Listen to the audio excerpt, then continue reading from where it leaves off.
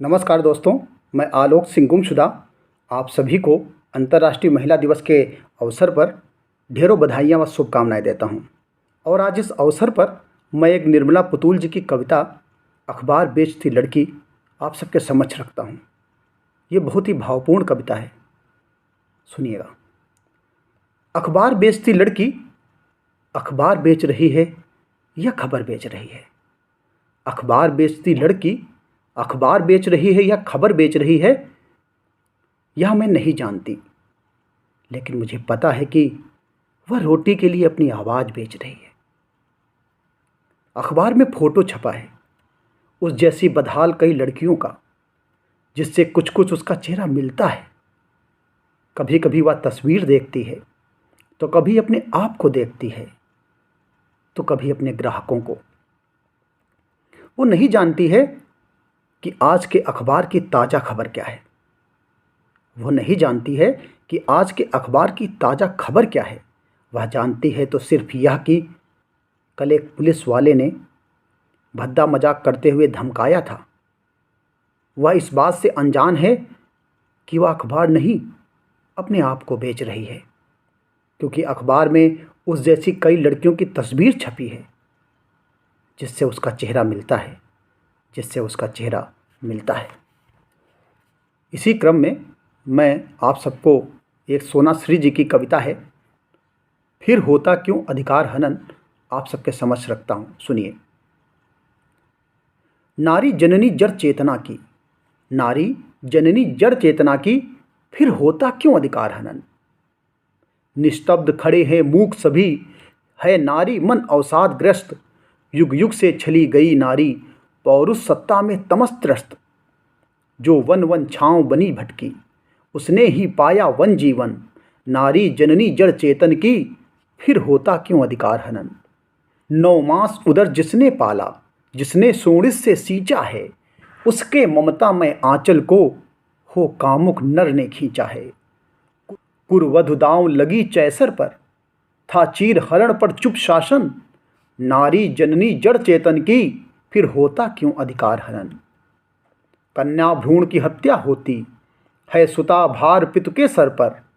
जलती दहेज के दाहक में, क्षण क्षण जीवन लगता दुष्कर। जो पालन करता जो लक्ष्मी, उसका ही होता उत्पीड़न। नारी जननी जड़ चेतन की, फिर होता क्यों अधिकार हनन। उर्मे पीड़ा चपला गर्जन, उर्मे पीड़ा चपला गर्जन। आंदोलित हत अंतर सदाह, कब तक तुम और सहोगी अब दुख दावा का दारुण प्रवाह। जागो नारी होगा विहान, जब सबल करोगी अंतर्मन। नारी जननी जड़ चेतन की, फिर होता क्यों अधिकार हनन, फिर होता क्यों अधिकार हनन। निर्मला पुतुल जी की एक और कविता मैं आप सबको सुनाना चाहता हूँ। कविता का शीर्षक है गजरा बेचने वाली स्त्री। गजरा बेचने वाली स्त्री गजरा बेच रही है। वह खुद खूबसूरत है, लेकिन दूसरे को सुंदर बनाने के लिए सुंदरता बेच रही है। गजरा बेचने वाली स्त्री का दिल कोमल है, लेकिन पैर में बिवाइयाँ फटी हैं। उसने गजरे में पिरो रखे हैं अरमान, उसके अरमान जो फूलों में गजरे की तरह पिरोए हैं। वह खुद गजरा नहीं लगाती, लेकिन दूसरे को गजरा लगाने की विशेषताएं बताती है। अजीब विडंबना है कि सुंदरता बेचने वाली इस असुंदर स्त्री के सपनों में आती हैं कई कई गजरे वाली स्त्रियां, और इसका उपहास करती हुई गुम हो जाती हैं आकाश में। तब गजरों में पिरोए फूल कांटे की तरह चुभते हैं उसके सीने में, चुभते हैं उसके सीने में। एक और कविता आप सबको सुनाते हैं, सुनिए। नीरा परमार जी की लिखी ये कविता है गांव देहात की बेटियां। लू के थपेड़े हाड़ कपाते जाड़े, लू के थपेड़े हाड़ कपाते जाड़े। भरी बरसात में जंगल पहाड़ नदी नाले को लांघ कर स्कूल जाती हैं। दूर दराज बियाबान में बसे गांव देहात की बेटियां। न तन ढकने लायक कपड़े, न पैरों में ढंग की चप्पल। पाँव फटते दो कौर बासी भात पेट में डाल, घर गृहस्थी, छोटे भाई बहन, माँ बाप के 100 टंटे बोरे, बदरंग तख्ती के संग ब्लैक बोर्ड पर उभरते ककहरे से जोड़ नाता, अंधेरे में उम्मीद की कंदील जलाती हैं, अंधेरे में उम्मीद की कंदील जलाती हैं। एक और कविता आप सबके समक्ष रखता हूँ, सुनिए। ये नीरा पारमार जी की लिखी कविता है, डायन। आक्रोश में गुर्राते हैं सास ससुर देवर जेठ, आक्रोश में गुर्राते हैं सास ससुर देवर जेठ, गुर्राता है गांव, मारो मारो मार डालो।